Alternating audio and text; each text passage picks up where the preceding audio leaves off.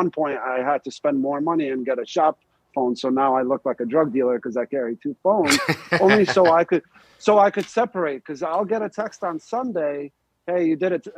This is true story. I got a text one day on a Sunday, and I was somewhere with my family, and it was a very angry text. This one I had one phone number, and it was this guy that said, you did a tire change for me 6 months ago. I am now at Bear Mountain and my bike won't start. In capital letters, what are you going to do for me? How are you going to fix this? And my initial reaction is go, to that place.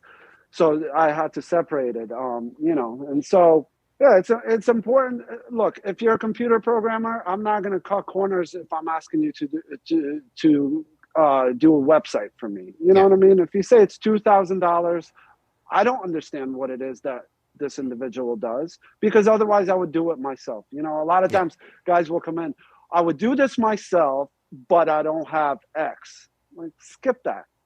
Because I don't go to, I got a spot upstate. I don't go to my contractor. I'm capable of doing the things that I hire people for, but I'm hiring them because they have the right tools. They're gonna get it done in half the time, and they're gonna get it done right.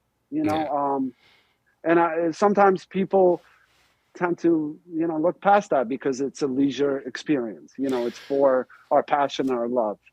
So one thing I think that's kind of cool, at least one really positive thing I could say about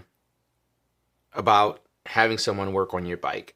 So when I work on my bikes and take them apart and stuff, it's like a huge buildup. And I'd like to hear some of the tips you would probably have for someone that chooses to go in that route and that has the right tools and the right equipment to kind of do it.